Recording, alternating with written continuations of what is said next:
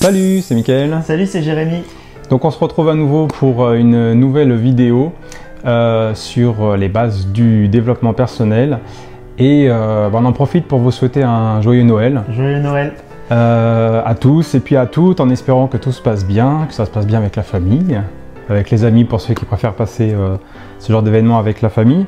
Donc aujourd'hui on va faire une émission donc un peu spéciale. On va juste vous la présenter rapidement. On va faire comme d'habitude, puis on va vous proposer une surprise. Donc à la fin de la vidéo, je laisserai Jérémy vous en parler.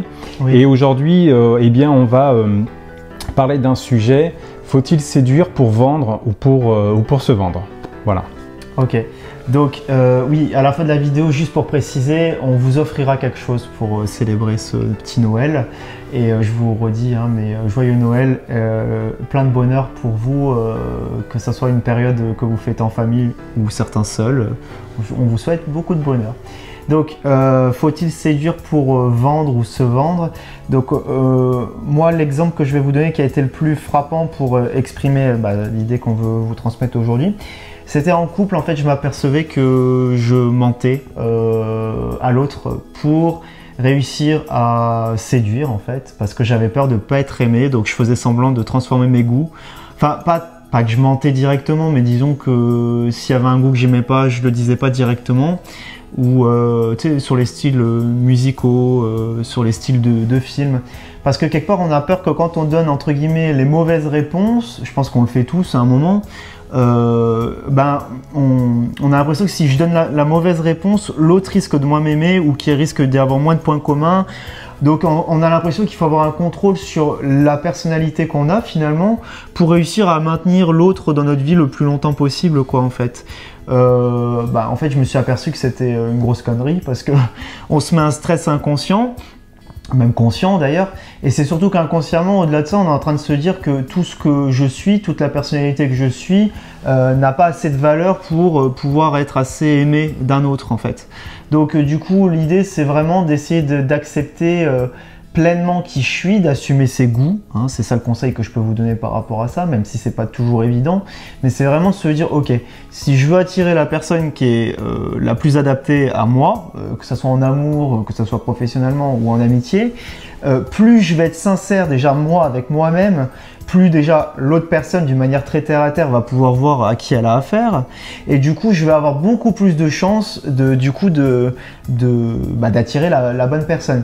Et aussi il y a une démarche qui se fait, c'est que plus je vais être vrai avec moi-même, à assumer mes goûts, à assumer tout ce que je ressens, plus je vais ouvrir des choses en moi, je vais mieux me définir, et du coup je vais détecter aussi qui est adapté à moi et qui l'est pas. Ça va être de plus en plus flagrant, en fait.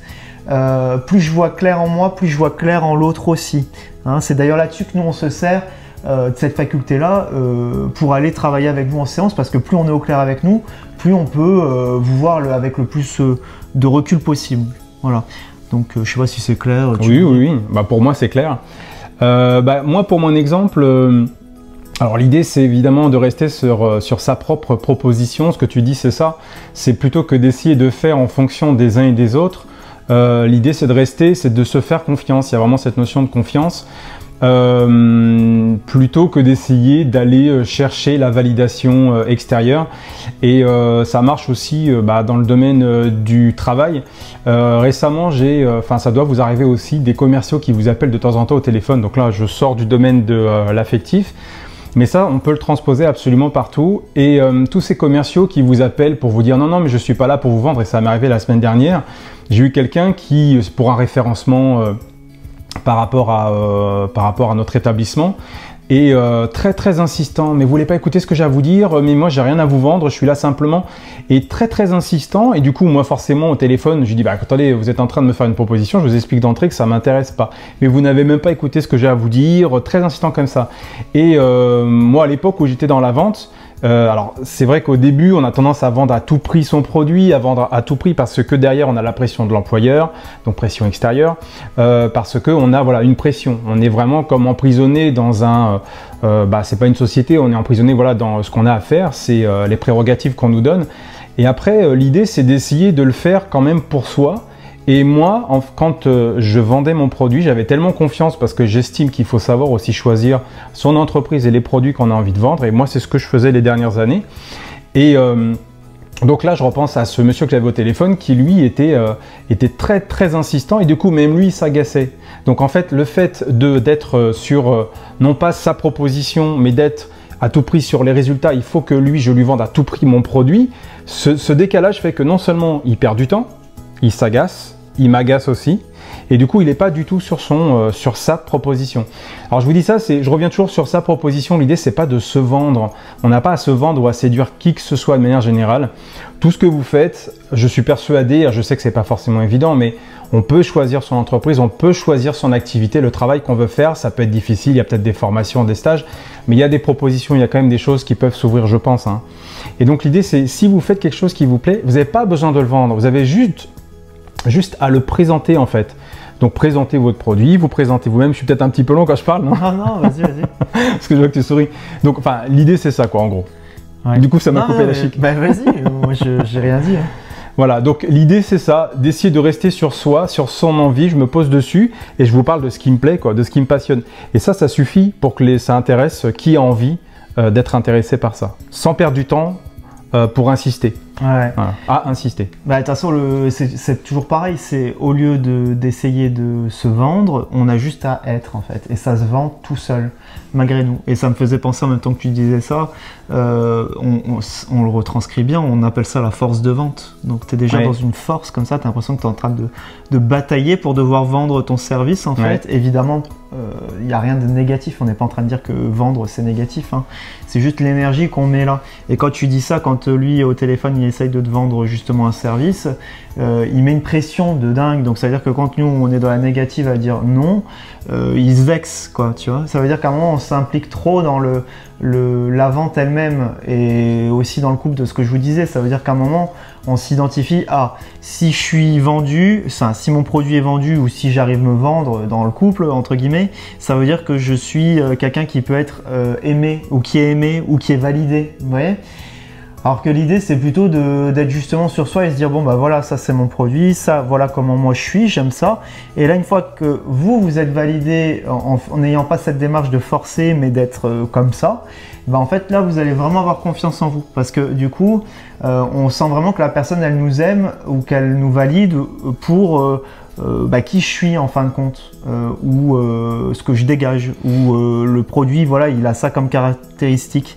C'est quand même plus sain je pense et ça met moins de pression. Je sais pas si c'est clair aussi. Oui, mais c'est vrai qu'on a souvent l'impression qu'on nous attend sur quelque chose en particulier. Alors qu'il y a juste, comme tu dis tout à l'heure, l'idée c'est juste d'être. Ça paraît peut-être simple à dire mais c'est vraiment ça l'idée de ramener à je suis. C'est tout.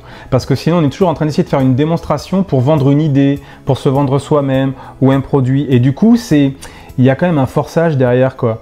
Et forcément, ça correspond clairement à un manque de confiance en soi.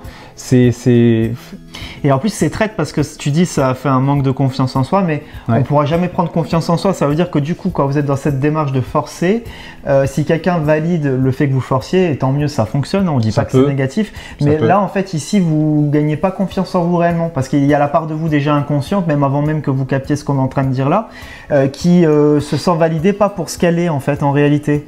Parce qu'on a mis tellement de carapace, on s'est tellement... on joue un rôle en fait qui fait que du coup la personne, comme je vous dis, on a le sentiment de ne pas être aimé pour qui je suis, mais parce que je force ça. Et là, ça me fait tilt sur aussi autre chose. Moi, je me mettais une pression, c'est débile, mais parce qu'à un moment, j'étais avec des amis en soirée, je les faisais rigoler souvent. Et il y a un moment, en fait, j'avais le sentiment, enfin, c'était même pas le sentiment, c'était que je voyais qu'on m'attendait sur ça. Et moi, il y a un moment, je forçais un peu le trait parce que, tu vois, on t'attend pour faire rire et du coup, tu te sens obligé. Mais moi, ça me mettait une pression de fou, en fait. Alors que oui, j'ai envie de faire rire, mais quand j'en ai envie ou pas, tu vois. Et du coup, même sur ça, tu te retrouves à des fois aussi à l'extérieur de ressentir une pression parce qu'on t'attend sur un certain... ça, c'est les fameux, c'est les rôles qu'on prend volontiers. De là, je suis bon dans tel domaine, là, je suis compétent. Mais du coup, on se met une pression tout seul sans s'en rendre compte. Et tu as raison, ce que tu dis, c'est exactement ça. et dans plein de domaines différents. Donc du coup, on accepte, ah, puisqu'on dit que j'ai telle capacité, d'accord, ben, je vais l'assumer. Bah, sauf qu'il faut quand même y aller pour l'assumer quoi, jusqu'au bout. Donc toi, j'imagine jouer le rigolo tout le temps, au bout d'un moment, ça va quoi. C'est pour ça que l'astuce, c'est essayer déjà de le capter, de sortir. On sent quand il y a un décalage qui se fait comme ça, on n'est pas à l'aise, d'essayer de tout doucement revenir vers ce qu'on a envie d'être naturel, et notre forme commence à changer. Tu disais qu'on est tous dans des rôles, moi je le voyais aussi comme des puzzles en fait. J'ai une forme de puzzle, les autres ils s'adaptent à ça. Ben, il suffit de passer par son intériorité, son ressenti, sa façon d'être, on change un petit peu. Les autres seront certainement pas contents parce qu'en général quand on change, bah, c'est pas normal, est-ce qu'il y a quelque chose qui... Mais au bout d'un moment, quand on l'assume et qu'on sent qu'on est bien avec ça, bah, les autres suivent ou pas. Voilà. Et je crois que ça résume bien le truc. Quoi. Ok, bah ça marche. Juste maintenant, bah, du coup, ce qu'on voulait vous offrir pour Noël. Donc, l'idée, en fait, on en parle là un petit peu. Oui, on peut y aller. Donc, l'idée, c'est qu'on fait un jeu concours donc, dès à présent, là, au même moment que vous regardez cette vidéo, si elle vient juste de sortir. En fait, on va faire un jeu concours. Vous aurez tous les détails sur notre chaîne, notre page Facebook. Donc vous aurez le lien en barre d'infos, là, juste en dessous de cette vidéo sur YouTube, et vous pouvez participer. Donc à l'heure actuelle, vous aurez déjà une vidéo qui sera dispo sur notre Facebook, où on vous explique dedans comment participer, comment ça fonctionne, on vous donne tous les détails, à savoir qu'on vous offre en fait 2 séances. Donc une méthode de libération émotionnelle, voilà, et l'autre qui est le soin de coaching en clairvoyance. Et du coup, ce qui est bien, c'est que, c'est une exclusivité aussi dans le cadeau, c'est que nous on le fait toujours à titre individuel. Donc vous choisissez soit d'être avec moi ou Mika, comme vous le sentez. Sauf que là, pour ce soin-là, enfin pour ce jeu concours, tirage au sort, on vous fait un soin duo en fait. Voilà, un soin duo. Donc pour chaque soin, on sera 2. Donc l'idée c'est effectivement, comme vous dit Jérémy, donc on va vous mettre les posts sur Facebook. On va offrir ça, donc un soin de méthode libération émotionnelle et un autre coaching en clairvoyance, et puis on le fera à 2 sur la personne, ce qu'on n'a jamais fait réellement avec les personnes à part nos proches, quoi. Ouais, et donc du coup ça on vous donne tous les détails pour quand sera le tirage au sort, comment participer, voilà, on vous explique les soins ou pas, je sais plus, on va voir comment on va faire cette vidéo, et elle sera dispo au même moment qu'on est en train de publier celle-ci. Voilà. Ok. Bon bah écoutez, en tout cas merci à tous de nous suivre, et on vous dit à très bientôt, et encore de bonnes fêtes à tout le monde. Bonnes fêtes. Salut. Bye bye. Au revoir.